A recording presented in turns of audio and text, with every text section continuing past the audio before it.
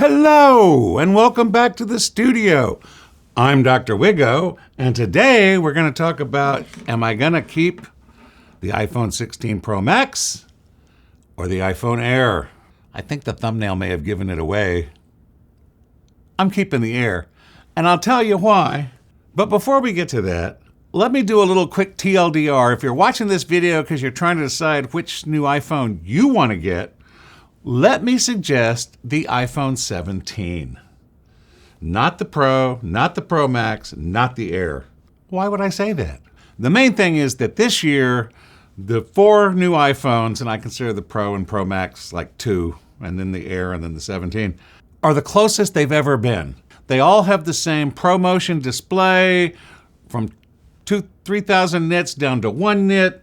It's a fabulous display, but you get it on any of the phones. They all come with 256 gig of memory. And the cameras in the 17, while not as good as in the Pro, because they only have the 2 and not the 3, so you don't get that super zoom that you get in the Pros. The cameras are very much the same. Plus, they all have the same front-facing selfie cam, the 24 megapixel sensor that can do 18 megapixel landscape or 18 megapixels horizontal, and you can flip back and forth, and you can let it decide for you with Apple Intelligence. They're a lot the same. And the 17 is $800. The Air is $1,000. The Pro is $1,100. The Pro Max is more. And I'm not sure you get that much more. And we'll talk about that when I talk about why I'm going with the Air. So if you're trying to decide which one you want, you probably want the 17. It's the best value for the money. It's got most of the same features. It's just a couple of things lighter. The processor's not as good. The 17 gets the A19 chip. The Air gets the A19 Pro chip, but with 5 GPU cores instead of 6. And then the Pro and the Pro Max get the full A19 Pro with 6 GPU cores. They're very close. And in fact, this is the closest the 17 has been to a Pro phone. It's got more Pro features than any base model iPhone has ever had. I guess except back when there was only one model. That was a long time ago.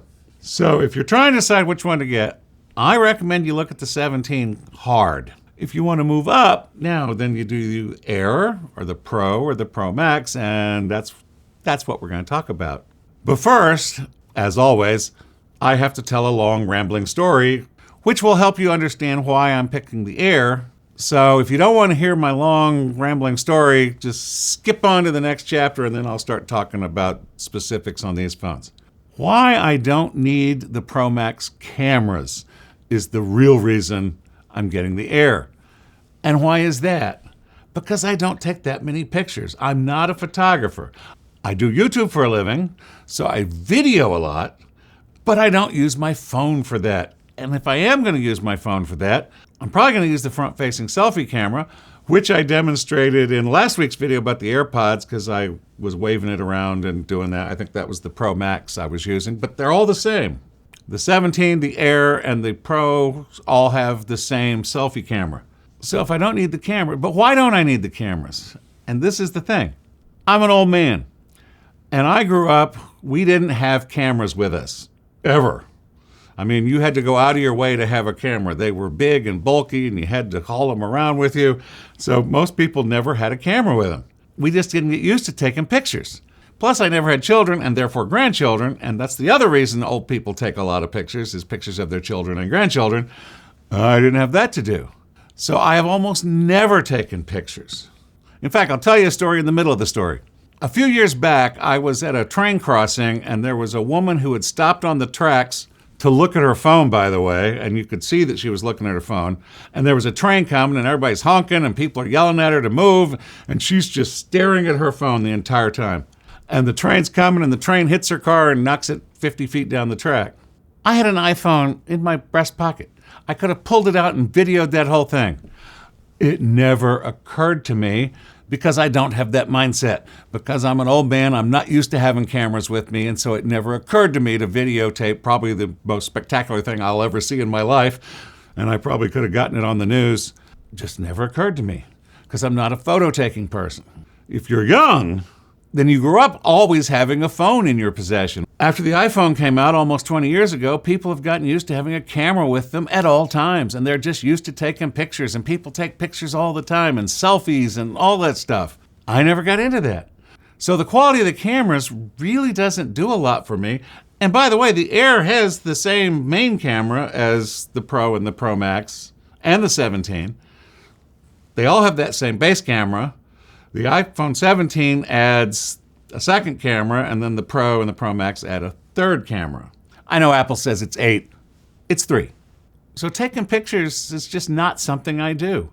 In fact, if you subscribe to my Instagram, which I recommend, I'm Dr. Wiggo on Instagram, you'll find that I only post pictures of food, basically. I post pictures of hamburgers, because I'm a big hamburger fan, with the occasional chicken fried steak or other kind of food.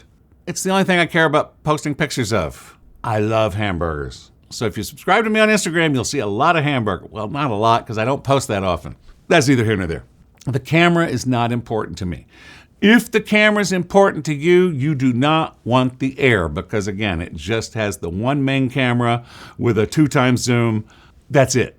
If you want to take pictures of your kid playing football and you want to zoom in like 5-10 times, then you want the Pro, or at least the 17, but probably the Pro, because that has that super zoom where you can go in like way in. Let's get to why I'm choosing the Air over the Pro Max. Now, if you watched my video from way back when, I pre-ordered the iPhone Pro Max in Cosmic Orange, but when I got to the Apple Store to pick it up, and I picked up one of these and held it in my hand, I said, I think I like this better, and I bought one. I bought them both. I've been using them both for about 11 days, not 2 weeks, because I want to make sure I get my return in before it's too late. And I gotta say, if you just look at the specs, the iPhone 17 Pro Max is the far better phone in almost every... Okay, quick aside. In this video, I talked about getting a second line to put the Pro Max on so I could have both of them working as phones. I have gotten nothing but spam calls on the brand new number. I get dozens a day. I just got one in the middle of this video. It's very annoying. So specs-wise, the 17 Pro Max is clearly the better phone. It's got the faster processor, well, not faster, but more GPUs, and it's got that vapor cooling thing and the aluminum frame that will dissipate the heat so it can run at higher clock speed, so it'll have higher performance. I don't do things on my phone that need such high performance. I don't game. I don't stress my phones. The Pro Max has always been more phone than I need, and this year it's even more phone than I don't need. But let's get down to brass tacks. The iPhone Air this year is the premium phone. It's got the polished titanium rails. It's got the ceramic Shield 2 on both sides, 2 times less likely to get scratched and 4 times less likely to shatter the back if you drop it.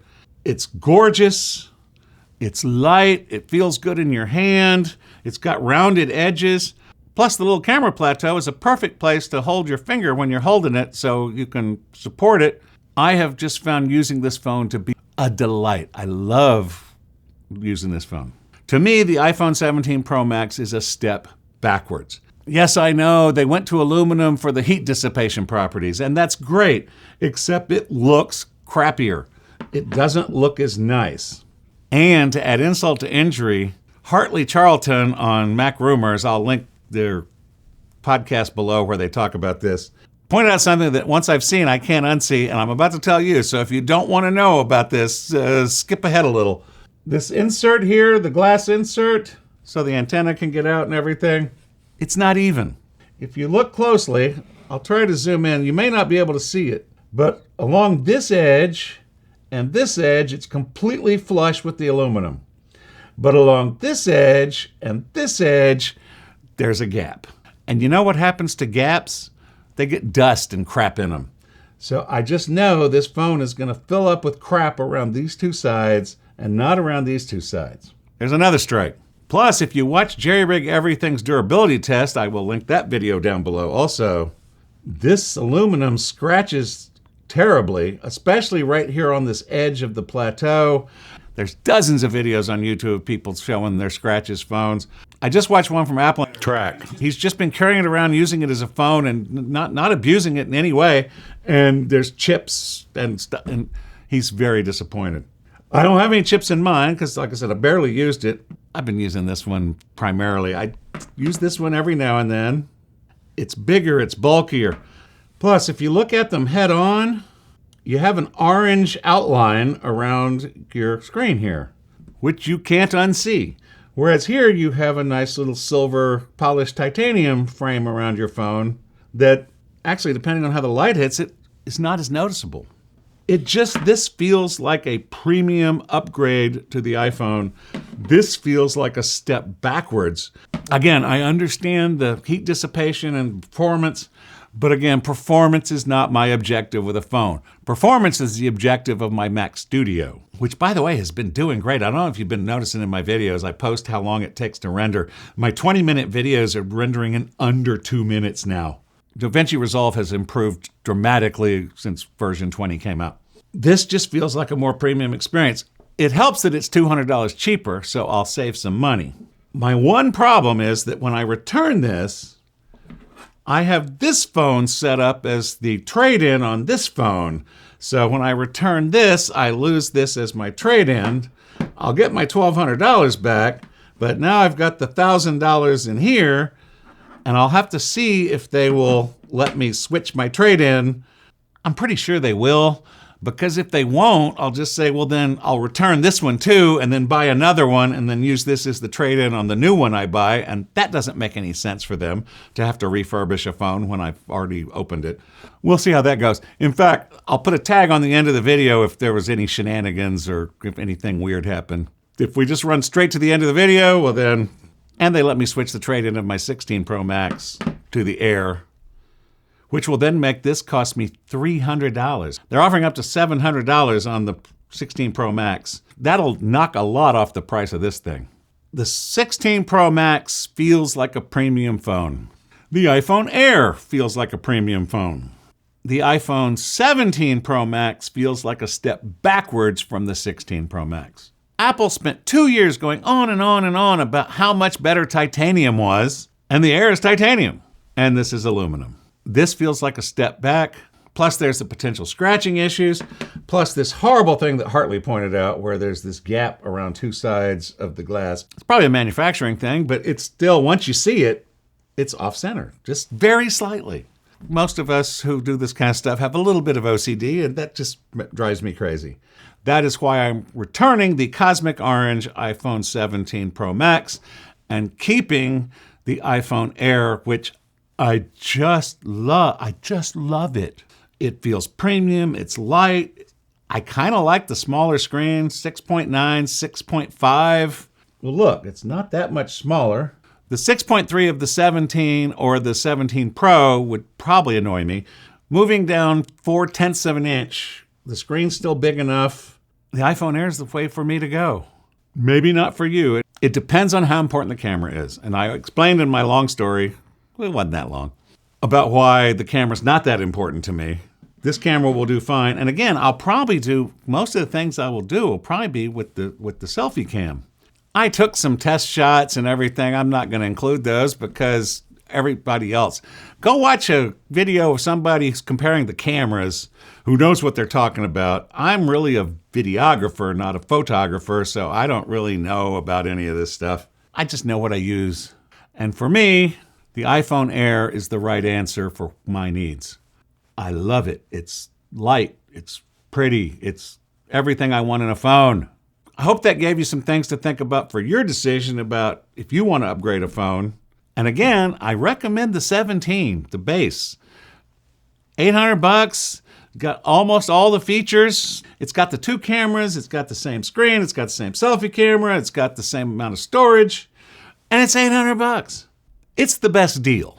The iPhone Air is not a good deal, but you're paying for the premium feel, the titanium, the thinness.